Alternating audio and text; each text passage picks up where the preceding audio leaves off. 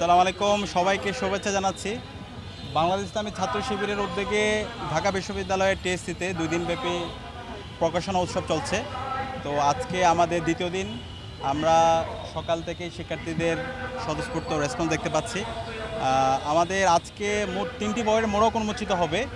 এর মধ্যে একটার নাম হলো রক্তের দলিল, জুলাই শহীদ।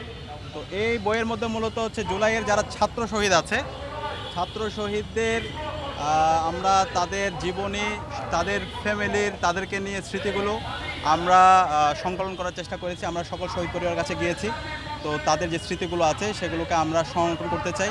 সেই জায়গা থেকে আমরা ছাত্র শহীদদেরকে নিয়ে, যারা জুলাই বিপ্লবে জীবন দিয়েছে স্কুল, কলেজ, মাদ্রাসা, বিশ্ববিদ্যালয় পর্যায়ে, সকল শহীদদেরকে নিয়ে আমরা এই সংকলনটা বের করছি। ইতিহাসের একটা গুরুত্বপূর্ণ দলিল হবে ইনশাল্লাহ এটি। একই সাথে আমাদের আরও 2টি বই আজকে একই সাথে আমাদের এখানে মোড়ক উন্মোচিত হবে একটু পরেই। এর মধ্যে একটি আছে জুলাই স্মৃতি। আমরা গত বছর স্মৃতি লিখন নামে একটা প্রতিযোগিতা আয়োজন করেছিলাম। সেই স্মৃতি লিখন প্রতিযোগিতায় প্রায় 3000 উপরে আমাদের কাছে লেখা এসেছিল। ওখান থেকে আমরা অগ্রাধিকার ভিত্তিতে এটা প্রথম সংকলন এবং এটা অব্যাহত থাকবে। সারা দেশের প্রত্যেকটা জায়গা থেকে আমাদের কাছে লেখা এসেছে এবং এখানে যারা আন্দোলনের নেতৃত্ব দিয়েছে, পাশাপাশি শহীদ পরিবারের থেকে লেখা এসেছে, তাদের স্মৃতি নিয়ে, যারা শহীদ হয়েছে তাদের বন্ধুদের যে স্মৃতিগুলো আছে তাদেরকে নিয়ে সেগুলো এসেছে এবং নতুন বাংলাদেশের স্বপ্ন, প্রত্যাশা, আকাঙ্ক্ষা সেটা নিয়ে আমাদের কাছে লেখা এসেছে। তো আমরা অগ্রাধিকারের ভিত্তিতে আমরা প্রথম খণ্ড বের করেছি এবং এটা আমাদের এই ধরনের সংকলনগুলো আমাদের অব্যাহত থাকবে। একই সাথে আমাদের আজকে আরেকটি বইয়ের মোড়ক উন্মোচিত হবে, গল্পে আঁকা জুলাই বিপ্লব। এই বইটা খুবই অসাধারণ একটি বই হবে। এটা মূলত শিশুদের জন্য আমরা বের করেছি।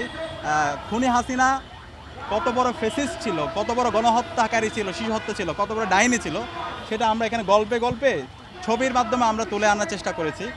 এখানে প্রত্যেকটা পেজে পেজেই খুনি হাসিনার তার দানব আকৃতি, তার যে ফেসিবাদের সে যেভাবে ফেসিস্ট হয়ে উঠেছিল, সে কীভাবে গণহত্যা এবং শিশু হত্যা করেছে, সে রিয়াগুবকে কীভাবে ব্যালকনিতে হত্যা করেছে, তাহমিদকে কীভাবে সে হত্যা করেছে, এভাবে শহীদ আনাস থেকে শুরু করে যত শিশু শহীদ আছে তাদেরকে কীভাবে হত্যা করেছে, এই সকল কথাগুলো আমরা গল্পে গল্পে এবং ছবির মাধ্যমে আমরা এখানে নিয়ে আসার চেষ্টা করেছি। এবং এই জুলাই বিপ্লবে আপনারা জানেন শিশুরাই রাজপথে নেমেছিল, জীবন দিয়েছিল।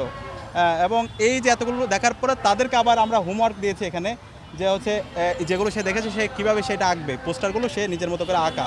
মানে এটার মূল উদ্দেশ্য হচ্ছে তারা যেন ধারণ করে হাসিনা সে যে একজন খুনি, সে একটা যে ফেসিস্ট, বাংলাদেশে পরবর্তী প্রজন্ম যেন জানতে পারে খুনি হাসিনা বাংলাদেশে কীভাবে এই সম্ভাবনা একটা দেশকে জাহান্নাম বানিয়েছিল, কীভাবে গণহত্যা এবং শিশু হত্যা করেছে, হাজার হাজার আমাদের ভাই বোনদেরকে শহীদ করেছে।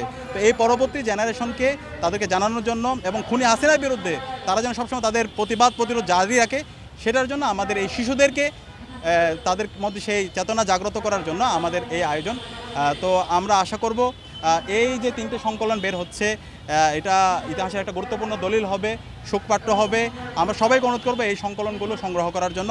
একই সাথে এটা শুধুমাত্র শিবিরের কাজ না, আজকে আমরা যা করতেছি এখানে আমরা জুলাই বিপ্লবের নিয়ে গল্পে আঁকা জুলাই বিপ্লব করেছি, জুলাই স্মৃতি করেছি, রক্তের দলিল করেছি, এগুলো কিন্তু গভর্নমেন্টের কাজ।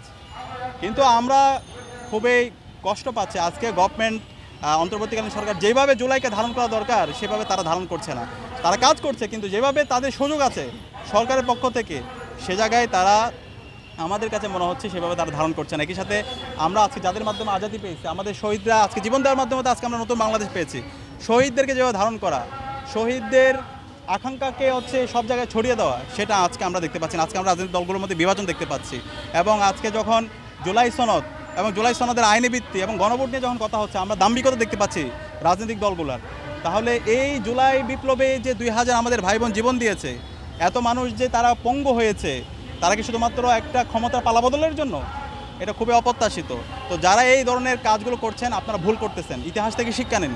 আপনারা যদি ইতিহাস থেকে শিক্ষা না নিয়ে সে আগের ফেসিবাদী কাঠামোকে আপনারা রেখে দিতে চান, আবার আগের সেই ফেসিবাদী রাষ্ট্র কাঠামো যেটার মাধ্যমে হাসিনা খুনি হয়ে উঠছিল, রাষ্ট্রের সকল প্রতিষ্ঠানকে ভেঙে চুরমার করে দিয়েছিল, সে উপাদানগুলো যদি আপনারা রেখে দিতে চান, বাংলাদেশের ফেসিবাদের যে পরিণতি হয়েছিল তার সাথে খারাপ পরিণতি আপনাদের হবে। আমি সবাইকে অনুরোধ করব, এখনই সময় আছে আমাদের সবাই মিলে আমাদের এই স্বপ্নের বাংলাদেশ বিনির্মাণ করার, এবং সে বাংলাদেশ হবে আমাদের এই জুলাইয়ে যে শহীদরা জীবন দিয়েছে, আমাদের ছাত্র শহীদরা যে জন্য জীবন দিয়েছে, একটা বৈষম্যহীন ইনসাফ ভিত্তিক বাংলাদেশ বিনির্মাণ, সে বাংলাদেশ বিনির্মাণ যেন আমরা করতে পারি, সে উদাত্ত আহ্বান জানিয়ে এবং আমাদের আজকের যে প্রদর্শনী, সে প্রদর্শনীতে সবাই এখনও যারা আসেন নাই তাদেরকে আসার আহ্বান জানিয়ে আমি আমার কথা এখানে শেষ করছি। সবাইকে ধন্যবাদ। এবং